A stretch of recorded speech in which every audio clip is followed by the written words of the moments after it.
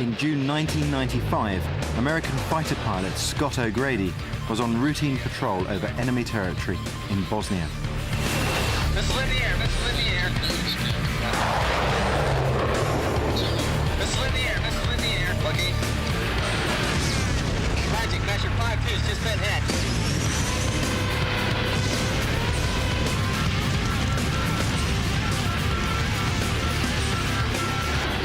Scott O'Grady survived the missile strike, but was now drifting to Earth, miles behind enemy lines. Scott O'Grady faced the ultimate survival challenge, having to cope with the extreme conditions of war-torn Bosnia with next to no equipment, having to improvise shelter, water and food whilst evading Bosnian hunter forces. He managed to survive for 5 days before being rescued in a daring US military operation.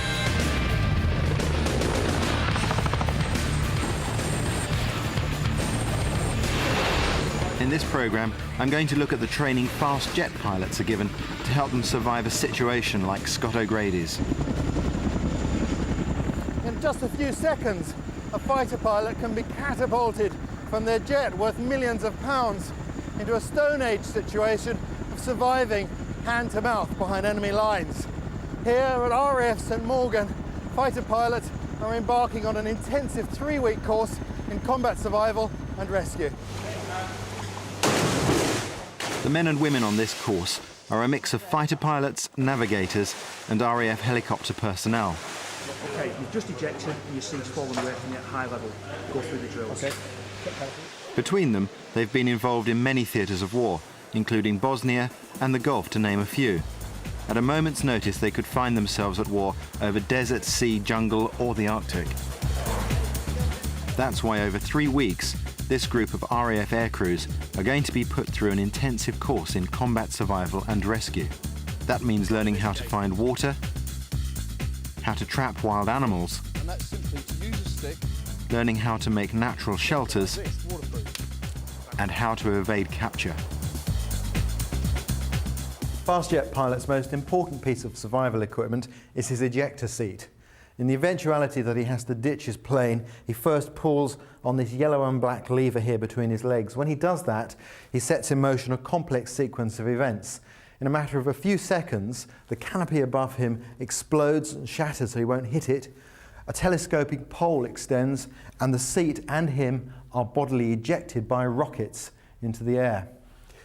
He finds himself then suspended by a small drogue parachute that stabilises him, and when he reaches 10,000 feet, a full-size canopy deploys and the seat falls away from him, leaving him suspended with just his seat, which is also his personal survival pack. Go, go, go, go, go! 2/3 of the planet's surface is water, so being prepared for survival at sea is essential. Here they're experiencing what it would actually be like to be dragged by their parachute the moment after impact with the sea. Much of combat survival is dependent on learning specific drills. That way, when a crisis occurs, no one panics or hesitates. Instead, everyone follows the same well-drilled procedures. Aircraft emergency, you end up ejecting 20,000 feet. Pass through 10,000 feet, you leave the seat. What's your first action? Right, check canopy. Yep. Canopy's up and good. Yep. Come down, visor goes up, mask comes off. When you land in the sea, you inflate your life jacket, ditch your parachute, and get into your self-inflating life raft. Timing is critical. In some parts of the world, the water is so cold that you'll die in a matter of minutes if you don't get out. Fast jet pilots who find themselves in this position at sea are completely dependent upon rescue because there's not very much equipment can be fitted in the space under their seat. Basically, in this raft, I've got some stoppers to fix any leaks, a small pair of bellows, a day-night flare, just half a litre of water and a packet of boiled sweets. Not a lot. So you can imagine that the most important piece of equipment, apart from this life raft, is the search and rescue beacon that sends a message via satellite to bring aid. The aircraft is sinking! Cut the painter! Cut the painter! Helicopters and larger military planes are equipped with far more substantial survival aids. This raft can hold 10 people, and theoretically it would be possible to survive for months in one of these. Here they're using an osmosis pump which desalinates seawater. You might think that once you're in the raft your work's over, but actually it's just begun. Servicemen learn a drill to help them deal with these stressful situations. Protection, location, water and food. Protection, well, the raft provides a measure of that. Location, you've got to do things to enable yourself to be discovered and seen. Water, get the osmosis pump out, get it going, get some water on the go. And food, there's a fishing line, use that to try and catch some fish. All of these things keep you busy and improve your morale.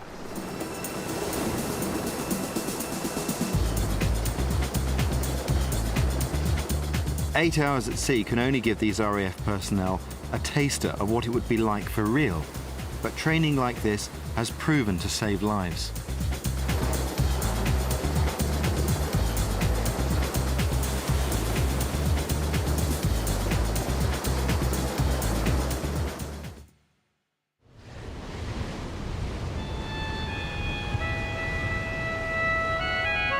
Having completed the sea survival phase, the course moves on to the coastline to look at seashore survival and a whole different set of challenges.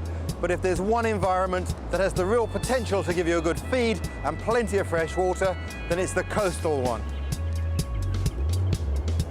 The best type of survival food is that which you can pick up with your hands, and at low tide these rocks are covered in nutritious food.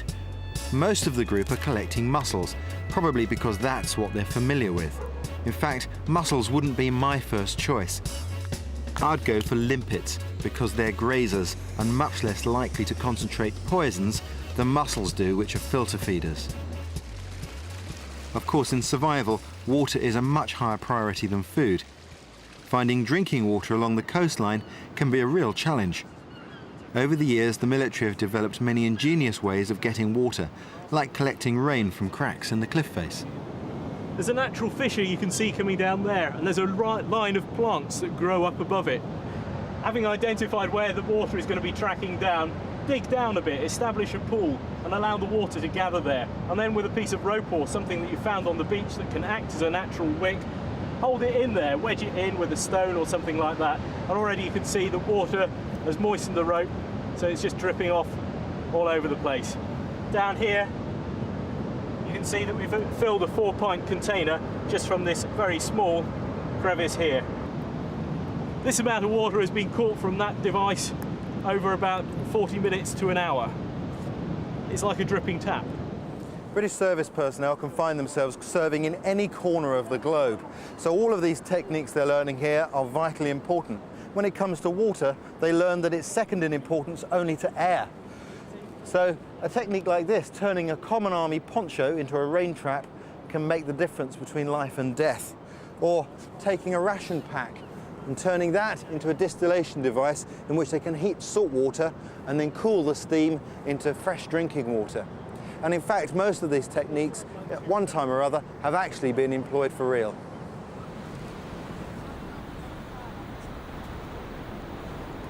The only equipment available to the students is what they would have with them in their parachute packs if they really did have to eject from their aircraft.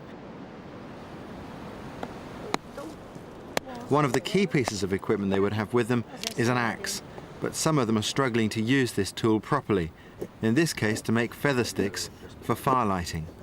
Probably would be, yeah. Can I help you with that? Oh, yes. Yeah. So that's not sharp enough for the job.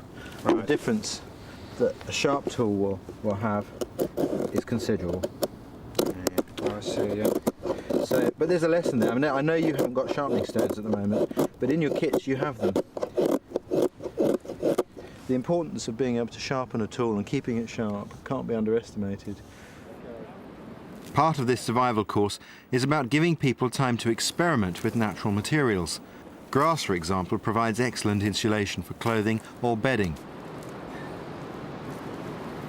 As the course develops, the students will be expected to sleep in shelters made solely from what they can find around them.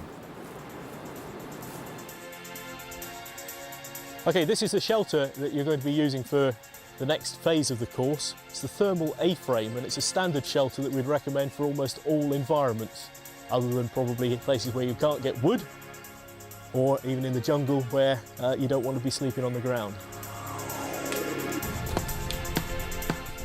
A-frame shelters are basic to construct, but in extreme environments have time and again proved to be lifesavers. The key is to make this shelter just big enough to cover your whole body. I'll give you some tips there. It's very difficult to make one of these lattice like this work. They keep falling apart, don't they? Yeah. Much easier is to build it with these rafters closer together. Okay. Yeah. Yeah. And instead of trying to make a lattice like this, Yeah. what you can do is just, they've got natural hooks and things on them. Just hook them in at an angle like that, Yeah. with one end on the ground. Crisscross them a bit like that, and you'll affect the same. But it's a lot easier. You can just lay it on, let gravity do the work. Okay. And make sure these aren't too long. If these poke out too much, they catch the rain and it runs onto the underside and takes a fast track to you. Okay. Okay? Yeah, no worries.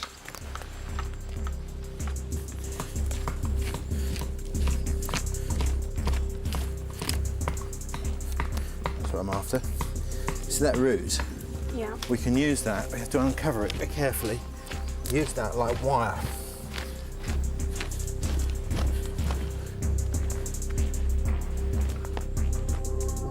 How's that? It's quite good, eh? That. I think can I lash it. need to get bigger bits as well. Yeah.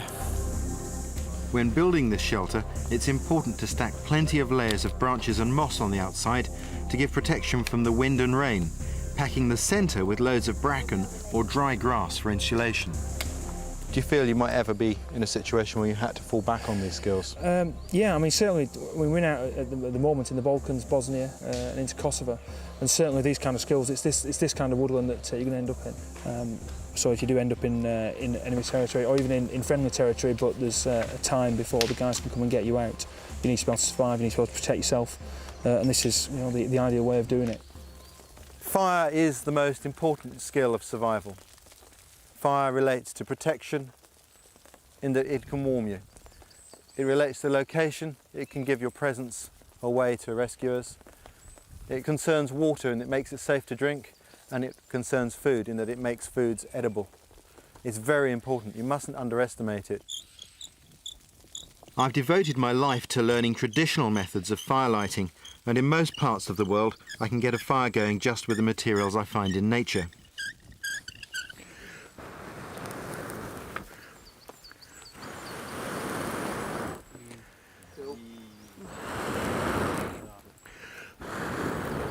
There you go.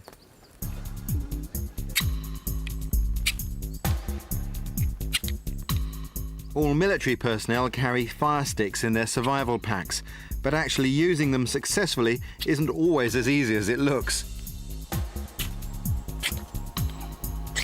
It did work earlier on.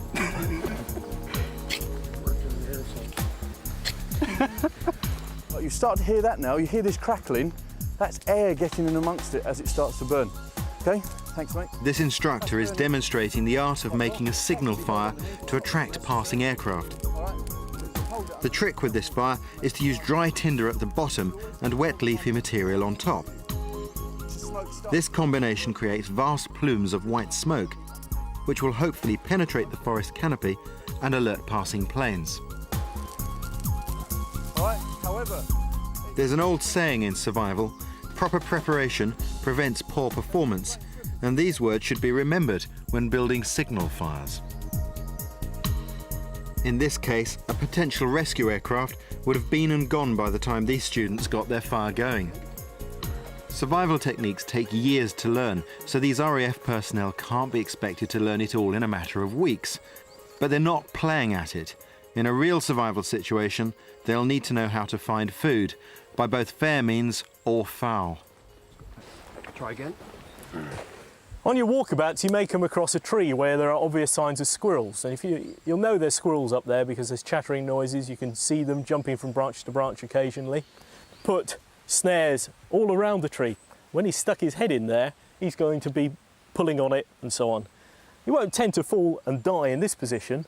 This is where use of its body weight comes in, because as he struggles, he will kick off and move to one side. They are very, very agile, and the more slack you've got on it, the harder it's going to be for him to get away. You're going to want to find some other methods of catching things, and by taking the inner cord from inside the parachute cord, you can make an interesting trap for ground-feeding birds. Get any fruit that you can off of a tree, and then thread it through a piece of your inner cord. You want a couple of meters of line that the bird finds this in the location where he's already used to eating the fruit, and then works his way along, eating and swallowing the line as he goes, all the way along until he reaches an area where he's run out of fruit, and it's also tethered directly to a peg strongly driven into the ground. He'll try and walk away, but he's already ingested about 2 meters of cord wrapped up into his stomach, so he's not able to move.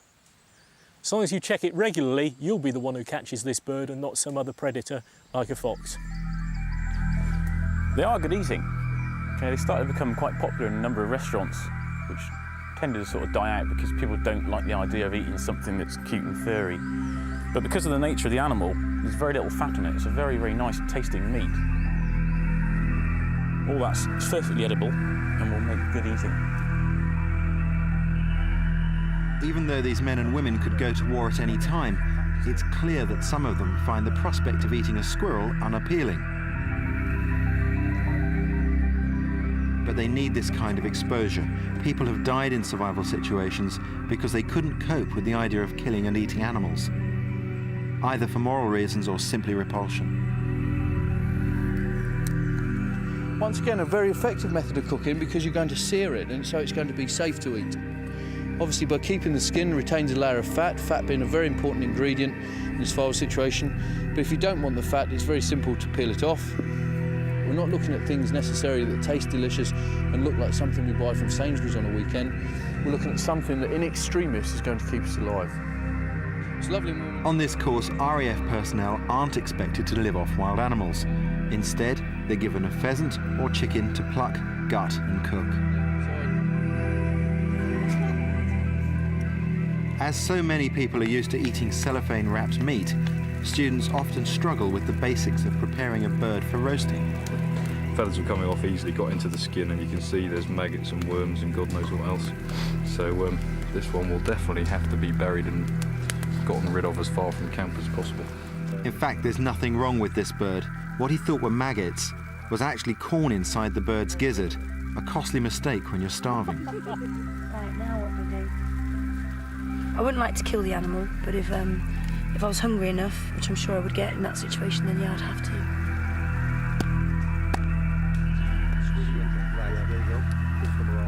In long-term survival situations, meat becomes very important because in this temperate environment, you simply can't live on plants alone for any length of time. And particularly here with acidic soils and winter on its way, edible plants are almost impossible to find. But there are some useful plants like this one. This is sphagnum moss. Now that can be cleaned up, boiled, strained and dried to be ready to use as a wound dressing because it's incredibly absorbent. And in fact, it was used in both the First and the Second World Wars for field dressings. And then there's this. This is polypody. And this fern, the root of it, can be made into teas to treat bronchial disorders and sore throats.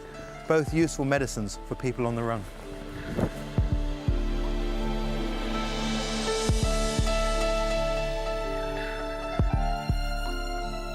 Dartmoor is a very beautiful place to be. I always like coming here. Down there in that wood, that's where the students are in camp. At the moment, nice cosy experience, warm fires, shelters.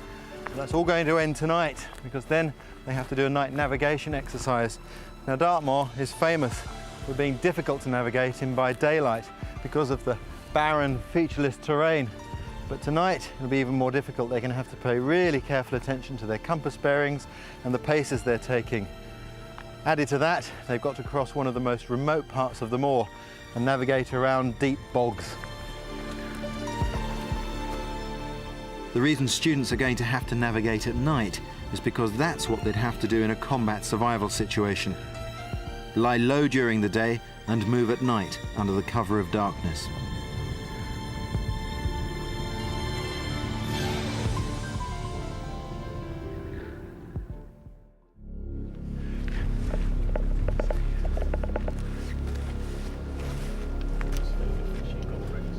teams are just about to set off on their night navigation exercise. Now, navigation is a critical skill of survival. Many survival situations start because people can't navigate properly. They're not being tested here. It's just an opportunity to refresh their abilities and to remind them of the importance of this skill. It's going to be conducted at night because in a wartime situation, movement by night is still the soldier's friend, despite all of the advances in modern night viewing technology. We used an image intensifier to film the exercise.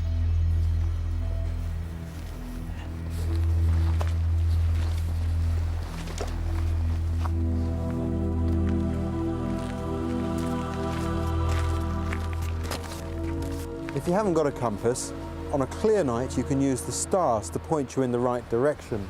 This constellation behind me here is called the Plough, the Great Bear or the Big Dipper.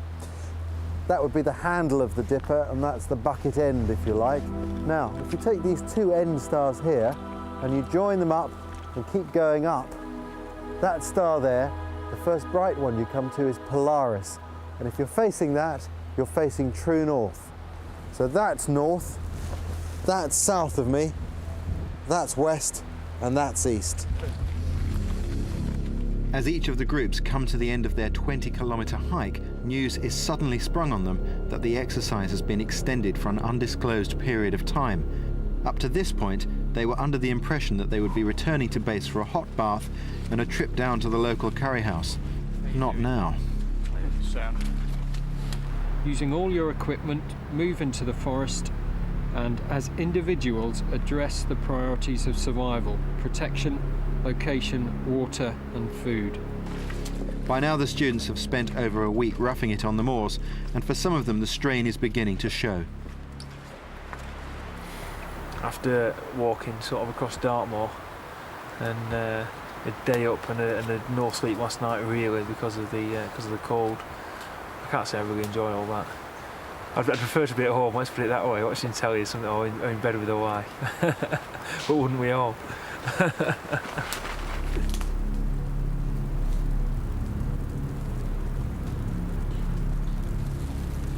This is when the course steps up a gear. The students are now being tested on their resolve to continue with essential tasks, however exhausted and emotionally drained they might be feeling.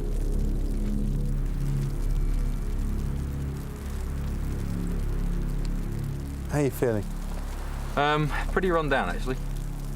And how do you notice that? What sorts of things are different for you now? Well, it's time-wise, really. It's more a matter of, you get up and you do maybe 5 minutes work, and then I'm finding myself getting really dehydrated at the moment, so 5 minutes, take some water on, do a bit more, rest again.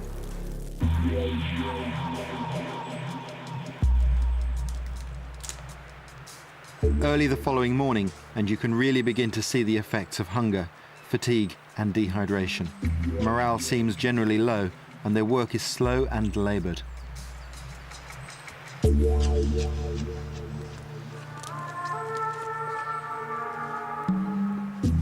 want to go home now. And if I failed, sod it. All I'm thinking about is a Mexican tonight. You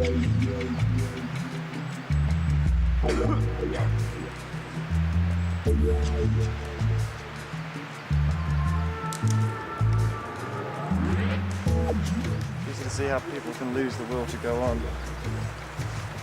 Well, because it's just we've been at it non-stop for what, 24 hours more, constantly doing stuff, and no end in sight. Just get tired with it. Just absolutely knackered, really, chin strapped. So it just takes a long time to do something that would usually take 4 or 5 minutes, takes half an hour. So it gets a bit frustrating as well, saps your strength and your morale. The odds are they'll never have to do any of this for real. But as with all things in the military, training has to be for every eventuality.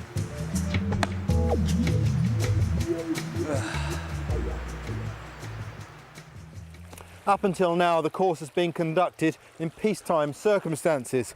But from this point forward, the teams are on the ground in enemy territory, being pursued by a hunter force whose sole intent is their capture. Now they have to meet all of their basic needs: protection, location, water and food, whilst also employing classified techniques to enable their safe extraction by friendly forces.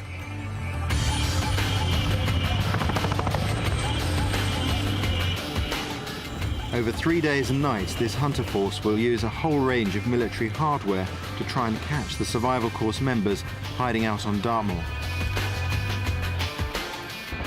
Because the RAF's tactics for enemy evasion are classified, we cannot disclose specific details of this exercise. But the value to the RAF course members of enduring a combat survival situation, the experience of being hunted day and night, cannot be underestimated.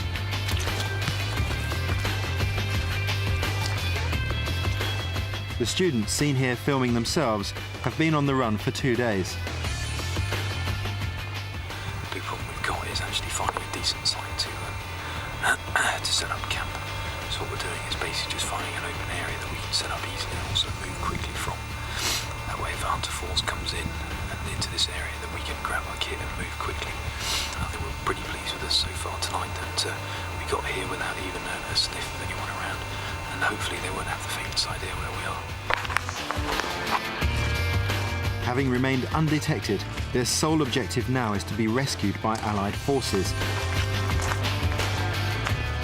Using special techniques which we cannot show, they manage to contact friendly forces, in this case an RAF helicopter crew, and arrange a rendezvous point for rescue.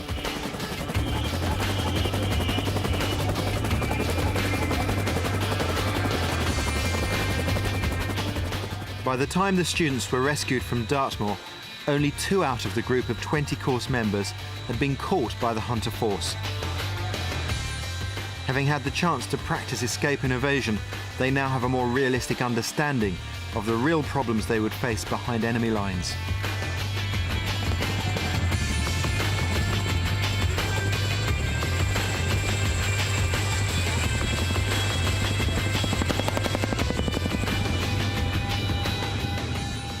The worst case scenario any of these military personnel can face is the prospect of being shot down behind enemy lines.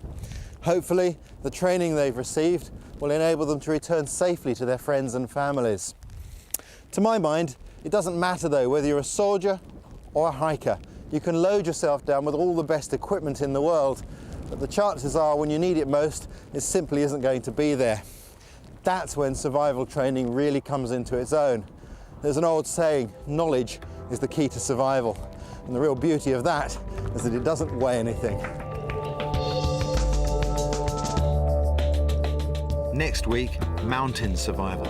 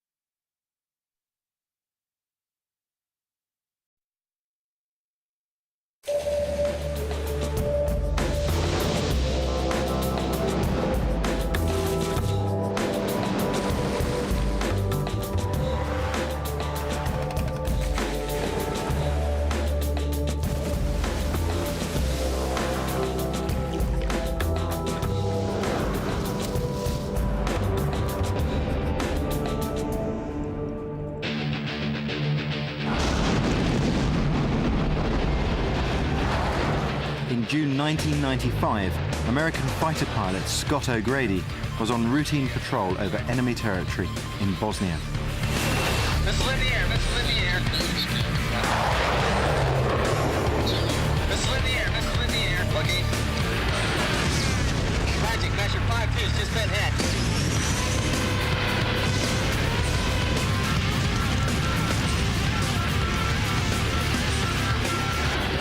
Scott O'Grady survived the missile strike, but was now drifting to Earth, miles behind enemy lines. Scott O'Grady faced the ultimate survival challenge.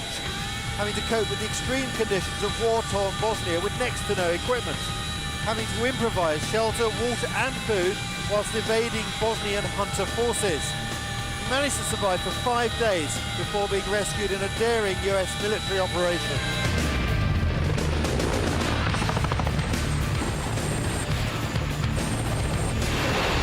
In this programme, I'm going to look at the training fast jet pilots are given to help them survive a situation like Scott O'Grady's. In just a few seconds, a fighter pilot can be catapulted from their jet worth millions of pounds into a Stone Age situation of surviving hand-to-mouth behind enemy lines. Here at RAF St Morgan, fighter pilots are embarking on an intensive 3-week course in combat survival and rescue. The men and women on this course are a mix of fighter pilots, navigators and RAF helicopter personnel. Okay, you've just ejected and your seat's fallen away from you at high level. Go through the drills. Okay. Between them, they've been involved in many theatres of war, including Bosnia and the Gulf, to name a few. At a moment's notice, they could find themselves at war over desert, sea, jungle or the Arctic. That's why over 3 weeks, this group of RAF aircrews are going to be put through an intensive course in combat survival and rescue. That means learning how to find water, how to trap wild animals, And that's simply to use a stick. learning how to make natural shelters, and how to evade capture. Fast jet pilots' most important